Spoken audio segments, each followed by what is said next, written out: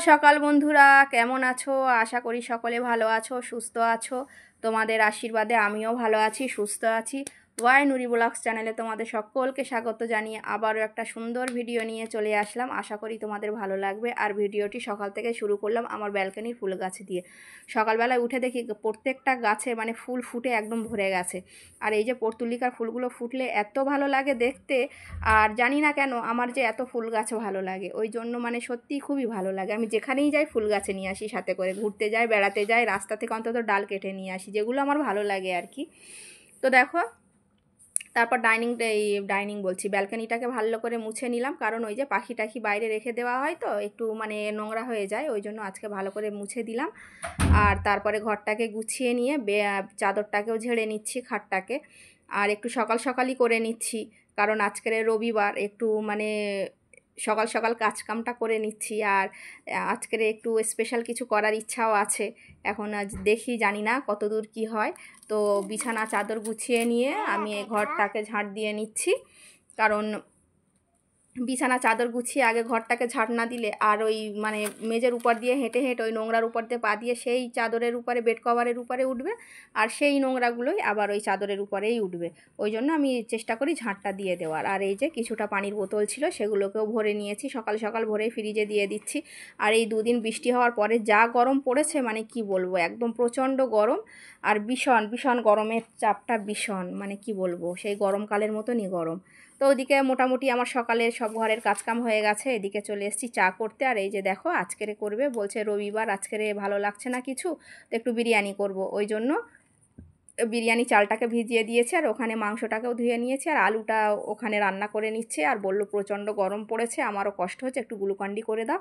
ওই জন্য ওকে একটু গ্লুকন্ডি করে দিচ্ছি। আর বিরিয়ানি বলো, ফ্রাইড রাইস বলো, যাই বলো, যেগুলো আমি দেখাই ভিডিওতে, ওগুলো কিন্তু সবই আমার বর মশাই করে, কারণ আমি ওগুলো পারি না করতে। আর পারলেও হয়তো ওর মতন অত সুন্দর ভালো টেস্টি করতে পারি না। আর মাংস টাংস যেগুলো অর্ধেকের বেশি অংশ দিনই ওই রান্না করে। তো আজকেরও বিরিয়ানিটাই ও করছে, আর আমি একটু হেল্প করে দিচ্ছি।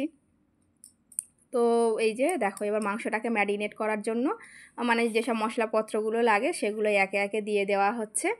আর মানে ওইতেই সব করছে, আর আমি এই যে বলে মানে পাশে বসে বসে দেখছি। যদিও দেখলেও আমি চেষ্টা করলেও পারি না, কেন জানি না, হয় না। তো এই যে মাংসটাকে রেডি করা হয়ে গেছে, এবারে একটু ফুড কালার দিয়ে দিচ্ছি হালকা করে, একটু মাংসের কালারটা সুন্দর আসার জন্য। মানে সব কিছুই দেওয়া হয়ে গেছে, একটু হালকা করে ফুড কালারও দিয়ে দিলাম, যাতে মাংসের কালারটা মানে রান্না করার পরে একটু সুন্দর হয়। আর চিকেন বিরিয়ানি তো সাধারণত চিকেন ভাজা করেই দেয়, কিন্তু আমার আবার ওই ভাজা চিকেনটা খেতে ভালো লাগে না, শুকনো চিমসে মতন হয়ে যায়, ওই জন্য হালকা করে একটু মানে ম্যারিনেট করে একটু রান্না করে নিলে একটু নরম নরম থাকবে, আমার ভালো লাগে খেতে, ওই জন্য ওইটা ওইভাবেই করব। আর এখানে পেঁয়াজটাকেও মানে বেরেস্তা করতে দিয়ে দিয়েছি, কারণ ওই যে চিকেনে একটু দিতে হবে আর ভাতের উপরে দেবো, ওই জন্য একেবারে করে নিচ্ছি এখানে। এই যে দেখো কি সুন্দর হয়ে গেছে পেঁয়াজ বেরেস্তাটা করা, একদম সুন্দর করে করে একদম বিছিয়ে দিয়েছি, একদম ঝরঝরে হয়ে গেছে। আর এখানে আলুটা মোটামুটি হয়ে গেছে, যদিও একটু শক্ত রেখেছি, কারণ ওই যে ভাত যখনটা দমে দেওয়া হবে তখন হয়ে যাবে ওইটা। আর ওখানে মাংসটাও হচ্ছে, আর আমার মেয়ে দেখো মনে করছে হয়তো বিরিয়ানি করছে, মানে বাড়িতে নিশ্চয়ই কোনো অনুষ্ঠান হচ্ছে। ও নতুন জামা কাপড় পরে আর স্কুটিটা নিয়ে একবার এ মাথা থেকে ও মাথা আসছে, বাচ্চা মানুষ হলে ওর একটা আনন্দই হচ্ছে। আর এই যে এখানে চালটাকেও দিয়ে দিয়েছি, হচ্ছে ভাতটা মানে সবে ফুটে উঠেছে, মানে ভেজানো ছিল যেহেতু, ওই জন্য তো বেশিক্ষণ লাগবে না মানে একটু সিদ্ধ হতে। তো এখানে ভাতটাকেও নামিয়ে দিয়েছি, আর এই যে মাংস আলু সব মানে নিয়ে নিয়ে, আর এই যে ওই আলুর ঝোলটাতে মশলা দিয়ে রেডি করে নিচ্ছি। আর এখানে আবার দুধ দিয়ে দিল, যদিও আগে এক প্যাকেট দুধও মানে গুলে নিয়েছে, তো আবারও এক প্যাকেট দুধ দিল, দিয়ে এই যে ঝোলটাকে এখানে দিয়ে দিলাম, দিয়ে আবার ওপর থেকে একটু হালকা টক দই দিয়ে দিচ্ছি। আর ওই যে পেঁয়াজ বেরেস্তা বললাম, সেটাকেও একটু দিয়ে দিলাম। আর এটা হচ্ছে চিকেনের যে একটু ঝোল ছিল, সেগুলো একটু মানে দিয়ে দিলাম, আর ওপর থেকে একটু দেবো। আর চিকেন বিরিয়ানি না একটু শুকনো শুকনো হয়, তো ওই জন্য একটু বললাম যে বেশি বেশি ঝোল ঝাল রাখো, কারণ ওই শুকনো শুকনো বিরিয়ানি আমার ভালো লাগে না খেতে, ওই জন্য একটু বেশি ঝোল রাখা হয়েছে, একটু ভাতের সাথে মেখে মেখে থাকলে ভালো লাগবে। তো এখানে চালটাকেও সব দিয়ে দেওয়া হয়ে গেছে, আর ওপর থেকে যা যা দেওয়ার আর কি সব কিছুই দিয়ে দিয়েছি। আমি দেইনি অবশ্য, ওইটিই দিচ্ছে আমার বর, দেখতে পাচ্ছ, বুঝতেই পারছো। তো তারপর ভাতটাকে দমে দিলাম, দিয়ে এই যে এখানে আমি এসে ঘরে যেসব নোংরা মানে মোছা হয়নি সকালে, মানে ঝাঁট দিয়েছিলাম, তো সেগুলোকে একদম মুছে পরিষ্কার করে নিলাম। আর এখানে রান্নার জায়গাটাকেও মুছে নিয়েছি। আর রান্নাবান্না হলেই জানো তো রান্নার জায়গা কেমন নোংরা হয়, তো সেগুলোকে গুছিয়ে নিয়ে একদম পরিষ্কার করে মুছে নিয়েছি। নিয়ে চান ধান করে ঘরে চলে এসেছি। আর আজকের বাইরে বসতে পারিনি, এত পরিমাণে গরম পড়েছে আর এত কষ্ট হচ্ছে। ঘরে চলে এসেছি, এসে এই যে ঘরের ভিতরেই বসে আজকে খাওয়া হবে, ওই জন্য তো ভাতটাকে একটু তোমাদেরকে দেখিয়ে দিই। এই যে দেখো কি সুন্দর হয়েছে ভাতটা, একদম একটা একটা ছাড়া ছাড়া ভাত হয়েছে।